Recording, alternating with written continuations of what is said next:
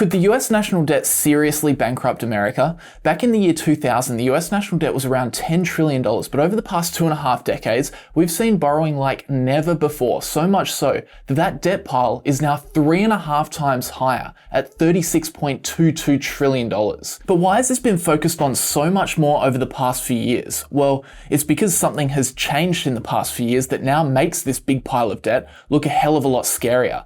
That is, how much interest the US has to pay on the debt. In 2020, that amount was $523 billion. But get this, in 2025 fiscal year to date, so in just over 6 months, the government has already had to pay $478 billion in interest. So almost the same as the total 2020 payments with 6 months still to go. In fact, in the 2024 fiscal year, the government forked out $1.13 trillion in interest payments on their debt, more than double the payment made 4 years prior. How does this all work? Well, the US government has income and it has expenses, the same way you or I do. The problem is the US spends a lot more than it earns. Fiscal year to date, the government has earned $1.89 trillion and has spent $3.04 trillion. And that's a big hole. And that's incidentally what Elon Musk is trying to fix with the Department of Government Efficiency. But for the time being, because the US spends more than it earns, it has to finance this deficit with borrowed money. How it does this is by selling bonds. The government writes on little pieces of paper, I owe you $1,000 in 3 months, a year, 10 years. There are lots of different bond maturities. And investors will buy these contracts off the government, which effectively loans the government their money. Now, the only other thing to note is that written on these bonds is the agreed interest rate that the government has to pay out each year to the investor. So you buy a 3-year bond at 4%, the government has to pay you out 4% of the bond's value each year for 3 years as interest, and then at the end of the 3 years, you get your money back. So what happens is that every year the government runs a deficit, they have to sell more and more bonds to fill in the gaps, and that adds more debt to the pile. The problem is that the government hasn't run a surplus in about 25 years, and that deficit continues to get worse every year, not better. So every year the government needs to go further and further into debt. Right now we're at a juncture. Let's take the budget. If the budget deficit can be reduced to 3% of GDP, it will be about 7% if things are not changed. This could all be managed very well. If they don't, we're going to have a supply-demand problem for debt, and the results of that will be worse than a normal recession. Now, that's obviously a problem, but the reason this has become such an issue over the past few years is because of the rise in interest rates.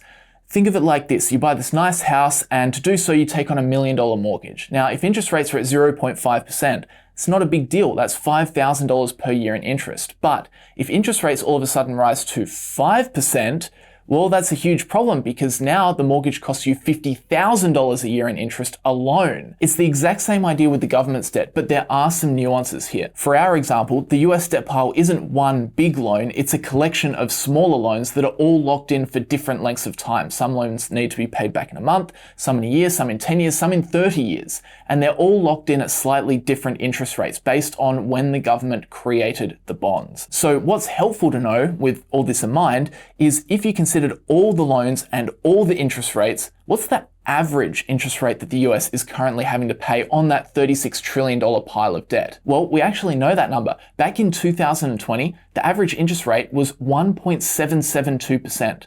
Imagine the $1 million mortgage, that's $17,720 in interest per year.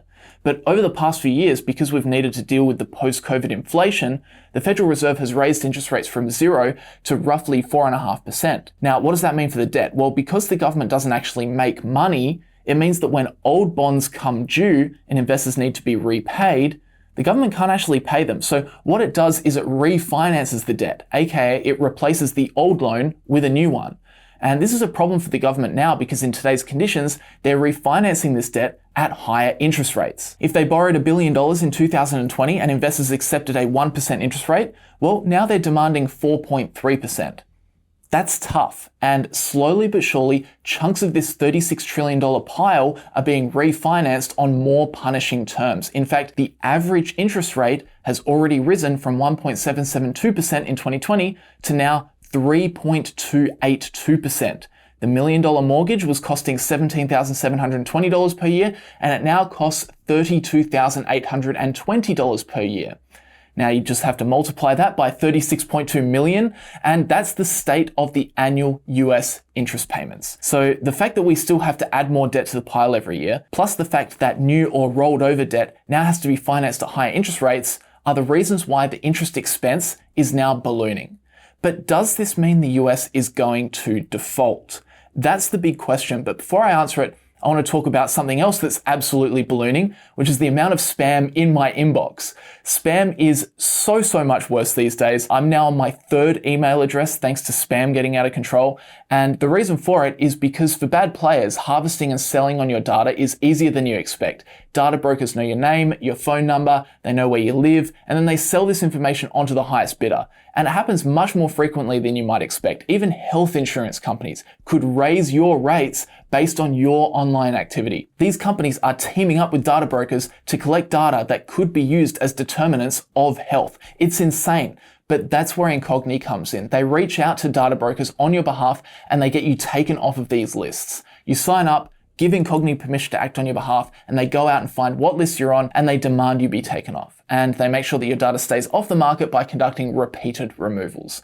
With that said, if you'd be interested in trying this service out for yourself and getting your data out of data brokers' hands, you can sign up using the link in the description and the pinned comment. And by using the referral code NEWMONEY, you can score 60% off an annual plan. But back to the US debt situation, does this growing pile, and more importantly, the growing interest expense, mean the US is going to default? Sure, these are big numbers, but is there actually any danger here? Well, the problem with interest payments rising is that actually forms a part of government spending. Remember how I was talking about how the US brings in income and has expenses? Well, interest payments form a part of the government's expenses, and they're jacking up that part of the expenditure column. In fact, the amount spent on interest has recently passed the amount spent on national defense, Medicare, and health. There's now just one expense category larger, that being Social Security. But this increase in interest each year is contributing to a widening of the deficit, which means even more debt needs to be taken on at the end of the year to plug that gap. This debt at a higher interest rate makes the interest expense even higher, widening the deficit further. You can see how this starts to create a positive feedback loop. The US federal government spent $880 billion on debt interest last year. That's 4 times the level of a decade ago. And it's more than they spend on the military, almost as much as they spend on health. If the way that you pay for debt is to issue more debt, you're vulnerable to a rise in interest rates, and that's exactly what's happened. It's approaching 25% of all revenues just to pay back the debt. And that is the classic debt trap, right? But is this actually a problem for the US? Well, here's the thing. The US probably won't default in the way that most people imagine. It's not like Argentina where they just can't pay back their debt. The US borrows in its own currency and it controls the printing press. So technically, it can always create dollars to repay the debt. But that doesn't mean there's no danger because printing money to pay debt isn't free. The cost shows up as inflation and loss of trust. If investors think the US is going to print its way out of trouble, they'll demand higher interest rates on their treasury bonds to be compensated for the risk of holding dollar-denominated debt. That pushes borrowing costs up even further, and the cycle continues. And here's where things get dicey. Economists and rating agencies love to look at a stat, interest payments as a percentage of GDP. Basically, how much of the economy has been eaten up just to pay debt interest. Historically, around 3% of GDP going to interest is uncomfortable but manageable. 4 to 5% starts to crowd out other critical spending, defense, health, infrastructure. And if we hit 6% or more, it could trigger serious economic consequences, credit rating downgrades, panic in bond markets, and even a loss of confidence in the dollar itself. Now, if US GDP is around 28 trillion, then the 1.13 trillion interest expense from fiscal 2024 represents an even 4% of GDP. That point where interest payments start to influence other spending. The projected amount of debt that has to be sold, which equals the deficit, is 7.5% of GDP. And at existing interest rates, that raises also debt service a lot. So it's right at that precipice. For example, in emerging markets such as Argentina and Greece, when debt service costs hit 4 to 7% plus of GDP, markets lose confidence. Credit ratings fall, borrowing costs rise further, leading to debt spirals and IMF bailouts. Argentina has defaulted on its national debt 9 times, with the most recent in 2020. In the lead up to these defaults, something key happened. Their interest payments ballooned to over 4% of GDP. That means over 1 in every $25 the economy produced went just to paying interest, not repaying the debt, just repaying the interest. Investors saw this and they started to panic. They demanded higher interest rates to lend to Argentina because they feared a default. That made Argentina's interest bill even bigger. More money left the country, the local currency collapsed, inflation exploded, and eventually Argentina had to go to the IMF for a bailout. Again. Now, the exact same spiral happened in Greece during the Eurozone crisis. Greece was spending nearly 8% of its GDP just servicing debt interest. But unlike the US, Greece doesn't print its own money. It uses the euro. So when investors lost faith and stopped lending, Greece had no way to plug the gap. The country had to be bailed out by the European Union and the IMF. In return, it had to implement harsh austerity measures, slashing pensions, raising taxes, and shrinking public services. The economy shrank, unemployment skyrocketed. It wasn't a good time. So the lesson here is that when debt repayments cross that 5 to 6% of GDP line, then even the fear of a default can cause a chain reaction. Investors panic, interest rates rise, borrowing becomes more expensive, and suddenly you're in a debt spiral. But it's important to note, the US is not the same as Argentina or Greece. It borrows in its own currency. It has the world's reserve currency, and it has the Federal Reserve, which can step in and buy US debt if markets freeze up. That's a big advantage, but it doesn't mean there's no risk. If interest payments keep rising and investors begin to lose confidence in America's long-term fiscal position, they might demand higher yields to compensate. That could push borrowing costs even higher, which widens the deficit, adds more debt, and makes the problem worse. So while the US likely won't default in a sudden, dramatic collapse, there's a very real risk of a slow, grinding debt crisis if the cycle isn't brought under control. Because at the end of the day, it's all about confidence. As long as people believe the US can and will pay its debts, then the system holds. But if the wrong decisions are made, if fiscal policy stokes inflation,